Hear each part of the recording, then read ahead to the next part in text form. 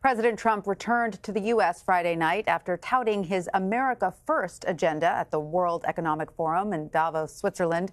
But Mr. Trump arrived stateside in the wake of a new report that he had tried to fire the special counsel investigating him. The New York Times reported Thursday that the president ordered the firing of Bob Mueller last June and that the president backed off after White House counsel Don McGahn threatened to resign. Mr. Trump responded to the report Friday, calling it, quote, fake news.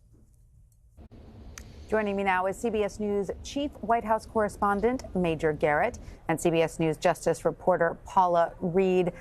Major, let me start with you. What more can you add to the New York Times reporting? Well, let me be honest with you. I'm probably going to be in the subtraction game for a while on this one because I don't have what the New York Times has. They have 4 sources that say 2 things that I don't have. One, that the president ordered his White House counsel, Don McGahn, to fire Robert Mueller, who had just begun as special counsel in the Russia investigation. 2, the New York Times says it has 4 sources saying that McGahn not only resisted, but threatened to resign over that difference of opinion with the president. I have talked to numerous sources directly involved in this, none of whom believe those 2 things are true. And guess what? When this Mueller investigation ends, whenever it is, we're going to find out one way or the other. The Times may have incredible, impeccable sources, and this story may in fact be true. But if Robert Mueller at the end of this doesn't allege obstruction of justice over this exact type of fact that's been presented to the country by the New York Times, then maybe these are interpretations that are a bit overdrawn. Maybe they're misconstrued.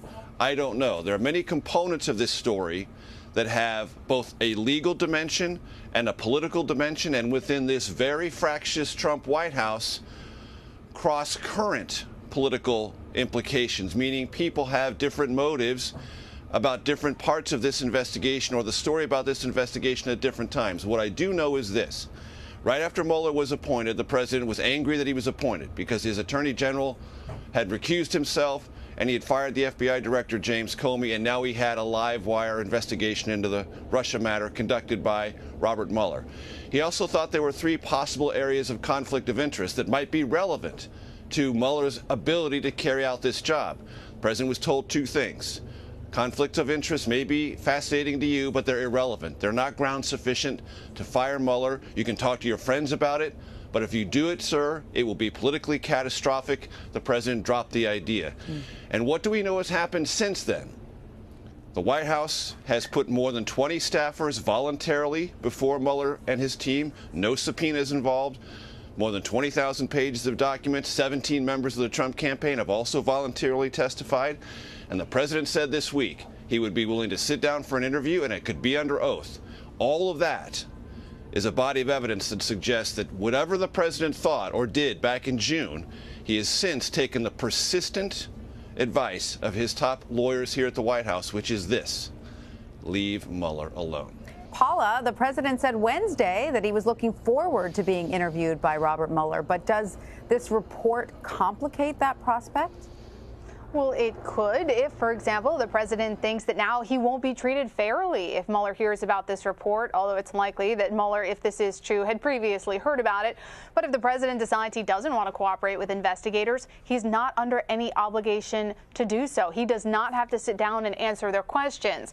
However, if he does not voluntarily sit down, Mueller could always subpoena him to testify before a grand jury. And that's when things could get really kind of messy, because if the president or his lawyers decide to challenge that subpoena, that's where we get into a constitutional crisis over the question of whether or not you can subpoena a sitting president. The other danger with the grand jury is that the president would testify before the grand jury likely without his defense counsel. So there is still a lot of logic behind having the president sort of arrange some way, either in person or on paper or a combination of the 2, to sit down with investigators, with his lawyers, and tell them what he knows. And even if this report comes out, they have 2 great arguments. The first one, as Major noted, he didn't actually follow through with this. He talked to his lawyers. That's what lawyers are for. They're supposed to give you good advice. And he didn't follow through with it. And even if they want to ask, well, why were you contemplating this in the first place? Were you attempting to influence this investigation? He can say, no, I had genuine concerns about 3 different potential conflicts of interest. All right. Now, Major, White House Attorney John Dowd said he would be the one to decide if the president would speak to Mueller's team. Not the president, him. What concerns? Let's be clear about that. The president has no agency here. What concerns does Mr. Trump's legal team have at this point? Well, first of all, John Dowd will be one voice. He will not be the only voice. President Trump's voice will be significant, as will that of Ty Cobb, the institutional White House lawyer who represents the president and the presidency on all matters dealing with the special counsel, and Jay Sekulow, who is the other lawyer representing the president's personal legal interests. All three, plus the president, will have sufficient voice and deliberation over how this happens, if it happens at all. And the president's earlier declaration this week, he's put himself out there, not in a legal sense, but certainly in the court of public opinion has put himself out there as being willing and unafraid to talk to Robert Mueller. And if he draws that back and points to his lawyers and say, well, my lawyers told me not to, that will take away from some of the president's credibility about not having anything to fear about collusion, obstruction of justice, or anything else. That's also something the president said this week. Not just, I have no fear about collusion, I have no fear of an obstruction of justice inquiry and or charge. Those are two heavy public declarations from the president to make. I'll do it under oath, and I've got nothing to fear with obstruction of justice. If he backs away from that by not showing up, then, at least in the court of public opinion, he will begin to sow some doubts. On the legal side of it is, one of the things the president's lawyers will remind him of about the risks involved with talking to Mueller is, Mr. President, you have all these statements you've made publicly and some you've made privately with the Russians when they were in the Oval Office. Well, I fired Comey. I'm out from under that. What did you say to Comey about loyalty? What did you say to him or imply to him about the Michael Flynn investigation? What did you mean when you told NBC that the Russia investigation was on your mind when you fired the FBI director, James Comey? All of those things are out there. And what the president says about those things, as well as other aspects of his public record, are things he will have to be at least careful of when he begins to take on these questions, because they will all be central to relevant matters for the special counsel. And that's what the legal team is looking at. In my conversations with the president's legal advisors, they're not particularly concerned about it. They're not overly sweating this because they don't believe there is anything beneath it that exposes the president to anything. But as Paula will tell you, she's a lawyer, I'm not. Whenever you offer any testimony that conflicts with something you've said before, that gets investigators' attention and could potentially create legal difficulties that don't exist if you don't say anything under oath in the first place. Right, absolutely. And Paula, let's get back to the central point that the president does, in fact, have the power to fire Mueller. But what legal challenges would he face if he tried to do that? Well, the power to fire Robert Mueller actually resides with Rod Rosenstein. He's the Deputy Attorney General of the United States. He took over the Russia investigation once Attorney General Sessions had to recuse himself. So the president would, if he wanted to fire Mueller, order Rod Rosenstein to do the deed, to fire Mueller. But Rosenstein has testified on Congress that he would not do that if he believed it was without cause. So that then leaves the president with options. He can fire Rod Rosenstein, try the next person, who'd be the number 3 at the Justice Department, Rachel Brand. She would then inherit oversight of special counsel and the authority to fire him. But likely, if there was any attempt to fire Robert Mueller, there would instantly be lawsuits. You know, Democrats, people who disagree with any of the president's policies, really the only recourse they've had in this administration is to take it to the courts. And that is very likely where that would wind up. And there would be this sort of test, this legal test of the strength and the protections the special counsel has against being fired. And then, Major, what would the political repercussions be if the president were to try to fire Mueller?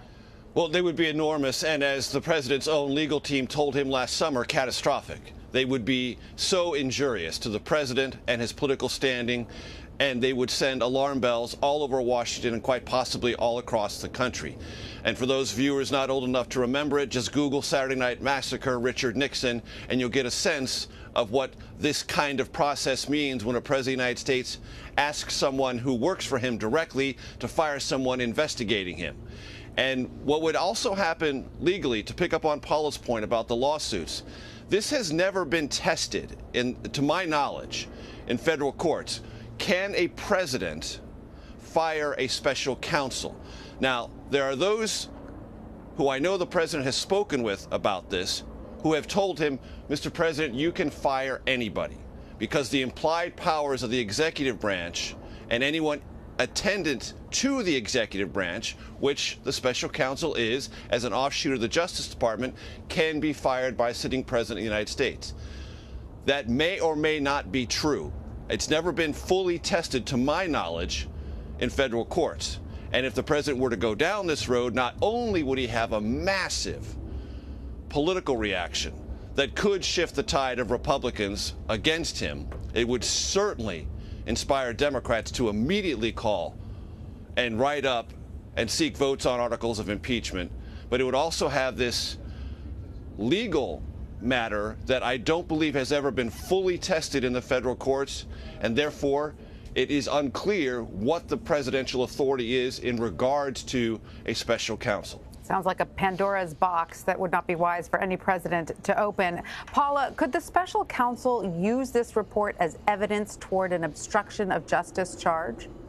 It's possible. I mean, we know that special counsel is investigating whether or not the president obstructed justice or tried to use his position to tamp down the Russia investigation. We know that special counsel investigators, if they do interview the president, they're going to ask him about that decision to fire James Comey, about conversations he's had both via Twitter and privately with his attorney general. Why is he so critical of him? Did he try to get him to tamp down the Russia investigation? They could also ask about these reports that we've confirmed that the president asked Comey's successor, who'd you vote for? There is a pattern of behavior that is going to be a topic of questioning by special counsel, and this report could potentially fit into that. But as I noted before, the president or his lawyers, they would have two pretty strong arguments to combat that, which are, these are three legitimate conflicts of interest, and hey, he didn't follow through on it. All right, Paula Reid and Major Garrett, thanks to both of you for that. Sure.